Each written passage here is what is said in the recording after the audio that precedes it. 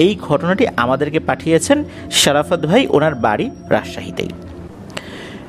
বেশ কিছু বছর আগে উনি ওনার বন্ধুর সাথে গল্প করছিলেন, হাঁটাহাঁটি করছিলেন। তখন ওনাদের এই আলাপচারিতার মাঝে একজন ব্যক্তি চলে আসেন। ওই ব্যক্তিকে দেখেই ওনার বন্ধু বলে ওঠেন, কি আমার কেশবতী মামা, কেমন আছো? তো মামাও মৃদু হেসে দেন। এরপর এই শরাফত ভাইয়ের সাথে পরিচিত হন, যেটাকে পরিচয় করে দেয় আমার বন্ধু। এরপরে উনি চলে যান। তো শরাফত ভাই উনি কিন্তু বেশ অবাকই হন, কারণ হচ্ছে ওই মামার মাথায় চুল নাই, একদম মাথাটা টাক হয়ে গেছে। আর উনি যে কোনো সেলুনে গিয়ে মাথা টাক করেছেন বিষয়টা এরকম না, ওনার মাথা একদম পুরোপুরি টাক। কিন্তু উনি একজন ইয়াং মানুষ, ইয়াং বলতে এখন মধ্যবয়স্ক হয়ে গেছেন, তারপরও উনি যথেষ্ট ইয়াং। এই যে কেশবতী মামা বলল শরাফত ভাইয়ের বন্ধু, কেন এটা বলল, এটা তো ওনার মাথায় খেলে না। উনি তখন তার বন্ধুকে জিজ্ঞেস করলেন যে, হ্যাঁ রে, মামার মাথায় তো চুল নাই, তুই কেশবতী বলে তাকে কটাক্ষ করলি কেন? মামা মনে কষ্ট পেল না? তখন বন্ধু বলে যে, আরে না, উনি মনে কষ্ট পায় নাই, আমরা মাঝে মাঝে তাকে বলি, উনি হেসে উড়িয়ে দেন। আর এটা তো বাইরের কেউ বলে না, আমরাই বলি, এটা তো একটু মজা করতেই পারি ভাগিনা হিসাবে, উনি এটাতে কিছু মনে করেন না। তবে ওনার যে মাথায় চুলটা নাই, এটার পিছনে একটা রহস্য রয়েছে। তখন ওই শরাফত ভাই রহস্যটা জানার জন্য উদ্গ্রীব হয়ে গেলেন। তখন তার বন্ধু বলতে থাকে যে ঘটনাটা শুরু 2000 সাল বা 2001 সালের দিকে। রাজশাহী শহরেই শাপলা ছাত্রাবাস নামে একটা জায়গা আছে। এই শাপলা ছাত্রাবাসের কাছে একটা জোড়া পুকুর রয়েছে। এই জোড়া পুকুরের কাছে উনি বিভিন্ন সময় যেতেন। তো একদিন হয় কি, খুব বৃষ্টি হচ্ছিল, উনি ওই বৃষ্টির মধ্যে ওই জোড়া পুকুরে গোসল করতে গিয়েছেন। জোড়া পুকুরকে ঘিরে অনেক কথাই প্রচলিত আছে। তো উনি গোসল করেছেন, বেশ কিছু সময় গোসল করে যখন উঠে আসছেন, উঠে ওই বৃষ্টির মধ্যেই হেঁটে হেঁটে বাড়িতে আসছেন। বাড়িতে আসার সময় উনি হঠাৎ করে দেখেন যে বৃষ্টির মধ্যে একটা মেয়ে, একটা কিশোরী মেয়ে, সে দাঁড়িয়ে দাঁড়িয়ে ভিজছে। অনেকে বৃষ্টিতে গোসল করে না, ওই রকম আর কি। তো উনি আবার এগিয়ে যান, এগিয়ে গিয়ে বলেন যে, এই তুমি কে, এই বৃষ্টির মধ্যে গোসল করতেছো কেন, ঠান্ডা লেগে যাবে। তো উনি বেশ আগ্রহ এবং বিনয়ের সাথেই কথাগুলো বলছিলেন। ওই মেয়েটি ওনার সাথে কথা বলে, বলে যে আমার বাসা এখানেই, নামও বলে, কিছু একটা বলেছিল নাম। তারপর ওই মেয়েটির সাথে কিছুটা সময় আলাপচারিতা হয়। এরপরে মামা চলে যান, উনি ওনার বাড়িতে চলে যান। তো যাওয়ার পর ওই মেয়েটার কথা ওনার বারবার মনে হতে থাকে। এরপর যখন ওই দিকটাতে গিয়েছেন, দিন হোক, বিকাল হোক, রাত হোক, তখনই ওই মেয়েটার সাথে ওনার দেখা হয়েছে। মেয়েটাকে উনি একাই দেখেছেন সব সময়। তো তার সাথে কথা হয়। একটা পর্যায়ে এই শরাফত ভাই উনি ওই মেয়েটার প্রতি দুর্বল হয়ে পড়েন। ওনার এই দুর্বলতার কথাও ওই মেয়েটিকে উনি জানান। মেয়েটাও সম্মতি দেয়। এরকমভাবেই মেয়েটার সাথে ওনার কথাবার্তা চলছিল। তখন তো এরকম মোবাইল ফোন সবার হাতে হাতে আসে নাই, 2000 সাল বা 2001 সালের কথা। সবে মাত্র বিভিন্ন জায়গায় মোবাইলের টাওয়ারগুলো বসানো হচ্ছে। একটা পর্যায়ে মামা ওই মেয়েটাকে বিয়ের প্রস্তাব দেন। মেয়েটা তো প্রথমে রাজি হতে চায় না, বলে না না, আসলে তোমার সাথে আমার তো আসলে এভাবে হয় না, তোমাদের সাথে আমাদের মিলবে না। এখন মামা বলেন যে কেন মিলবে না, আমার পরিবার তো সচ্ছল, আমিও তো সচ্ছল, তোমাকে তো আমি চালাতে পারবো, এটা নিয়ে তো সমস্যা নাই। বলে না, আসলে তুমি বিষয়টা বুঝতে পারতেছো না, আমরা এভাবে কথা বলতেছি, এভাবেই বলি, এটাই ভালো, এটাই সবার জন্য মঙ্গল হবে। কিন্তু মামা তো রাজি না। মামা বলে যে আমি আমার গার্ডিয়ানকে বলে রাজি করিয়েছি যে আমি একটি মেয়েকে পছন্দ করি, তারা তোমার মা বাবার সাথে কথা বলতে চায়, আর তুমি তোমার মা বাবাকে বুঝাও, আমি আগে তাদের সাথে গিয়ে কথা বলবো, এরপর আমি আমার মুরব্বীদেরকে তোমার মুরব্বীদের সাথে পরিচয় করিয়ে দেব। মেয়েটা তো রাজি হয় না, একটা পর্যায়ে এসে রাজি হয়। তবে একটা কথা, ওই মেয়েটাকে উনি অধিকাংশ সময়ই দেখতেন ওই জোড়া পুকুরের কাছে। ওই শাপলা ছাত্রাবাসের কাছে যে জোড়া পুকুর রয়েছে ওইখানে। তো উনি তো ওই দিকটাতে যেতেন। একদিন হয় কি, ওই মেয়েটা বলে যে ঠিক আছে আজকে চলো, আমি আমার পিতামাতার সাথে তোমার দেখা করাই দেই। তো উনি চিন্তা করছেন যে হয়তো বা কোনো দিকে নিয়ে যাবে, বাড়ি টাড়ি এই পাশেই হয়তো বা মেয়েটার। তো মেয়েটা তার হাত ধরেছে, হাত ধরে জোড়া পুকুরের ভিতর নামা শুরু করেছে। মামা চিন্তা করছেন যে কি ব্যাপার, যাব হলো মেয়েটার বাড়ি, ও জোড়া পুকুরের মধ্যে নেমে যাচ্ছে কেন?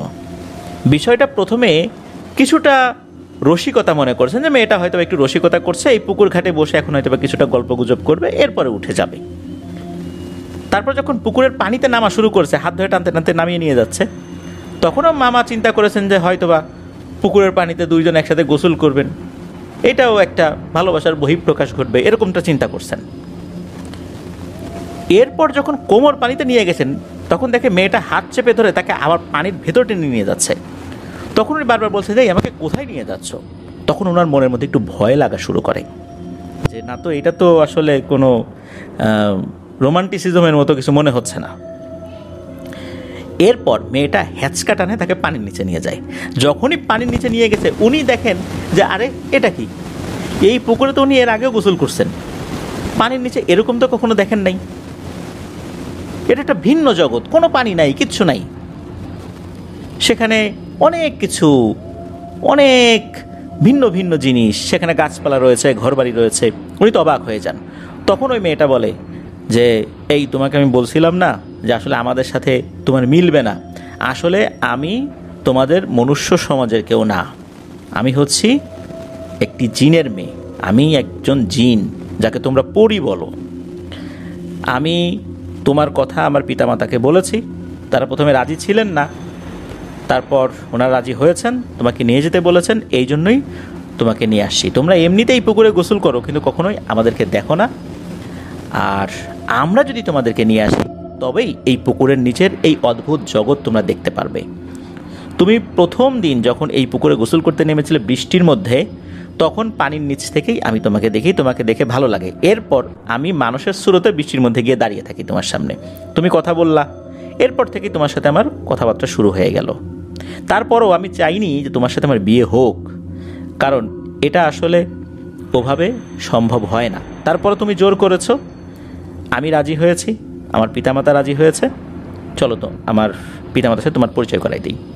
এরপর ওই জিনকন্যার মেয়ের সাথে তো পরিচয় তার হয়ে গিয়েছিল। এরপর তো তার পিতামাতা, তার ভাই বোন, তার আত্মীয় স্বজন সবার সাথেই পরিচয় হতে থাকে। কিন্তু মামা কিন্তু ভয় পাচ্ছিলেন। উনি চিন্তা করলেন, আরে আমি কি মনে করলাম, আর এই কোথায় এসে পড়লাম। উনি ভয় পাচ্ছিলেন যে উনি আদতে আর উপরে ফেরত যেতে পারবেন কি না। তো ওইখানে ওই মেয়েটার মা বাবা তাকে খুবই বিনয়ের সাথে সম্মান করে, খাবার দাবার সব কিছু, এভরিথিং, সব কিছুর ব্যবস্থা করেছিল। উনি ওখানে কয়েকটা দিন ছিলেন, ওখানে ঘুরে বেরিয়েছেন, খুব বেশি সমস্যা হয়নি। কয়েকদিন পর ওই মেয়েটি একই রকমভাবে তাকে আবার পানির উপরে তুলে নিয়ে আসে। তুলে নিয়ে আসার পর ওনার শরীর কিন্তু ভিজে গিয়েছিল। উনি যখন পানিতে নেমেছেন, নেমে যখন ডুব দিয়ে চলে গেছেন, তখন তার শরীর ভিজা না, কিন্তু যখন উনি বের হয়ে আসছেন তখন ওনার শরীর আবার ভিজা। অর্থাৎ পানির ভেতরে যখন উনি ভিজতে ভিজতে নেমে গেছেন, ওই জগতে চলে গেছেন, তখন ওনার শরীরটা কিন্তু পুরোটাই শুকনো, উপরে আসার পর ভিজা। তো যাই হোক, উনি যখন বাসায় গেছেন, বাসার লোক তো অবাক, এই তুই এই কয়েকদিন কোথায় ছিলি, আর এই রুম ভেজা শরীরে তুই কোত্থেকে আসলি। উনি তখন এই বিষয়টা বলতে চায় নাই। ওই মেয়েটা তাকে ওই পুকুরের উপর পর্যন্ত উঠিয়ে দিয়ে সে আবার নিচে চলে যায়। উনি তো বাসায় যায় বলতে চায় না, একটু কোথায় গেছিলাম এটা সেটা, বন্ধুদের বাসায়, ভিজে গেলি কীভাবে, বলছে যে পুকুরে পড়ে গেছিলাম, আসার সময় পা পিছলে, এরকম কিছু একটা বলেন। তো পরিবারের লোক এরকম সন্দেহ করে নাই। আর তখন তো এরকম মোবাইল ফোনের এতটা প্রচলন ছিল না যে কাউকে ফোন দিয়ে পাচ্ছে না, বেশি চিন্তিত হয়ে যাবে। আর মামা এরকম বন্ধুবান্ধবদের বাসায় বেড়াতে যেতেন। এরপর মামা উনি সিদ্ধান্ত নেন যে এই মেয়েকে উনি বিয়ে করবেন না, কারণ উনি তো এইরকম জীবন চান না। উনি একজন 8-10টা স্বাভাবিক মানুষ, স্বাভাবিকভাবে জীবনযাপন করতে চান। উনি তো পরিবারকে এটা বলেন না। এদিকে পরিবার বলে, তুই না একটা মেয়ের কথা বলছিলি, তা কি হইল? উনি চেপে যান যে না, আমি এখন বিয়ে করব না, বা এরকম কিছু একটা বলেন আর কি। এদিকে হয় কি, প্রতি রাত্রে ওই মেয়ে এসে মামার ঘরে ঢোকে আর বলে, এই কী হলো, তোমার সিদ্ধান্ত কি, তোমার পিতামাতাকে বলছো? তখন মা বলেন যে না, আমি বিয়ে করবো না, তুমি চলে যাও, তোমার সাথে আমার কিছু হবে না। তখন ওই মেয়েটা রেগে যায়, হবে না মানে বেটা, ফাজলামি করো, আমি তো প্রথমে রাজি হই নাই, তুমি জোর করে বিয়ের কথা বলে আমাকে রাজি করাইছো। এরপর আমি আমার পরিবারকে বললাম, পরিবারও রাজি ছিল না, তারপরও আমি তাদেরকে রাজি করাইলাম, আমাদের জগতে নিয়ে গেলাম, এই জোড়া পুকুরের তলদেশের রহস্য তুমি জেনে গেছো, আর এখন ফাজলামি করো যে বিয়ে করবা না। তোমাকে কতবার করে বুঝাইছি ভিন্ন ভিন্নভাবে, তুমি বুঝতে চাও নাই, আর এখন আসে ভং ধরছ, তা তো চলবে না, বিয়ে তোমাকে করতেই হবে। মামা বলে, না তুমি চলে যাও, চলে যাও, আমি তোমাকে বিয়ে করতে পারবো না, আমি এরকম জীবন চাই না, আমি স্বাভাবিক জীবন চাই। কিন্তু ওই পরী সে তো আর ছাড়ে না, সে বলে না, বিয়ে করতেই হবে। এইভাবে চিৎকার চেঁচামেচি হয়। মামার পরিবারের সদস্যরা অন্য ঘর থেকে শোনে যে মামা একা একা কথা বলছে, অন্য কারো কণ্ঠস্বর তারা কিন্তু শোনে না। তো তারা যখন ঘরে চলে যায়, মানে ওই ঘরে, মানে মামার ঘরে আসে, তখন ওই পরীটাও অদৃশ্য হয়ে যায়, মামা আর কাউকে দেখে না। প্রতিটা রাতে মামাকে বিরক্ত করতো, সারাটা রাত উনি ঘুমাতে পারতেন না। আর এই সমস্যাটা পরিবারের অন্য সদস্যরা টের পেত না। এভাবে তো মামার জীবনটা একদম নরক বানিয়ে ফেলেছে বিরক্ত করতে করতে। মামা একটা পর্যায়ে পরিবারের সদস্যদের সাথে বিষয়টা শেয়ার করেন। পরিবারের সদস্যরা বুঝতে পারে যে সমস্যাটা কতটা গভীরে চলে গেছে। তারা হুজুর দেখান, কয়েকদিন ভালো থাকে, আবার শুরু হয়ে যায়। যেই তদবিরই দেয়া হোক না কেন, এই বন্ধনীটা কেটে যায় অল্প কয়েকদিনের মধ্যে, আবার শুরু হয়ে যায় একই সমস্যা, স্বপ্নের মধ্যে, বাস্তবে, এভাবে চলতেই থাকে। ওনার একরকম ঘর থেকে বের হওয়াই বন্ধ হয়ে গেছে, দিনের বেলাতেও উনি এই সমস্যা ফেস করতে থাকেন। এরপর মামা নিজেই উদ্যোগ নিয়ে উনি ভালো হুজুর খুঁজতে থাকেন, যে না, এরকম হুজুরের কাজ হচ্ছে না, আমি নিজেই দেখি ভালো হুজুর খুঁজি। কারণ উনি তো আসলে সুস্থ হতে চাচ্ছিলেন, এর থেকে মুক্তি চাচ্ছিলেন। তো ভালো একজন হুজুরের শরণাপন্ন উনি হন। হুজুর বেশ কিছু রুকিয়া করেন, তদবির দিয়ে দেন, অনেকগুলো আমল দিয়ে দেন, এগুলো কন্টিনিউ করতে হবে, ব্রেক করা যাবে না। আর মামাকে বলেন যে দ্রুত বিয়ে করতে, তাহলে এই সমস্যার সমাধান হতে পারে। অধিকাংশ ক্ষেত্রে দেখা যায় পরি রিলেটেড সমস্যায় বিয়ের পর সমাধান হয়। তো পরিবারের সদস্যরা যখন এটা জেনেছে যে হুজুরের পরামর্শ দিয়েছেন, পরিবারের সদস্যরাও খুবই তাড়াতাড়ি ভালো একটা মেয়ে দেখে ওনাকে বিয়ে করিয়ে দেন। সবাই ভেবেছিলেন যে এরপর মনে হয় সমস্যার সমাধান হবে, যেহেতু মামা ওই আমলগুলো করে যাচ্ছিলেন, সব কিছু কন্টিনিউ করছিলেন উনি। বিয়ের পর বাসর ঘরেই শুরু হয় সমস্যা। এই যে নতুন যে বউ আসছে, মানে যাকে উনি বিয়ে করে নিয়ে আসছেন, নতুন স্ত্রী ওনার, এক বিছানায় তাকে ঘুমাতেই দেয় না। মামার উপর তেমন কোনো প্রভাব বিস্তার করতে পারছে না, কিন্তু ওই যে নতুন যিনি, মানে মামি, মামার পাশে ঘুমানোর সাথে সাথে মামির শরীরে একটা লাথি দিয়ে বিছানা থেকে ফেলে দেয়, তাকে রাতেবেলা ঘুমাতে দেয় না, স্বপ্নের মধ্যে ভয় দেখায়, বিভিন্নভাবে ভয় দেখায়, মানে তার জীবনটা অতিষ্ঠ করে ফেলেছে। ওনারা কথা যে বলবেন, একসাথে ঘুমানো তো দূরের কথা, ওনারা যে মুখোমুখি কথা বলবেন, দু চারটা কথা বলবেন, এই রকম সিচুয়েশনও রাখে নাই। মানে এই দুইজন এক জায়গায় একটু দাঁড়াবে কথা বলার জন্য, এইটাও হইতে দিত না। কারণ ওই মেয়েটার উপরে, মানে ওই মামির উপরে সে প্রভাব বিস্তার করতে পারতো খুব সহজেই, যার কারণে মামির জীবনটা একরকম নরক বানিয়ে ফেলেছে। মামি ত্যক্ত বিরক্ত হয়ে একটা পর্যায়ে উনি ওনার বাপের বাড়িতে চলে যান। তো এরপর যেটা হয়, মামার মাথার চুল পড়ে যেতে থাকে, মামার শরীরটা খারাপ হতে থাকে। মামা অত্যন্ত সুদর্শন একজন মানুষ, কিন্তু ওনার শরীরটা খারাপ হতে থাকে, চেহারাটা ভেঙে যেতে থাকে। চুল পড়তে পড়তে একটা পর্যায়ে ওনার মাথায় কোনো চুলই নেই। এখনো পর্যন্ত এই সমস্যা চলমান রয়েছে।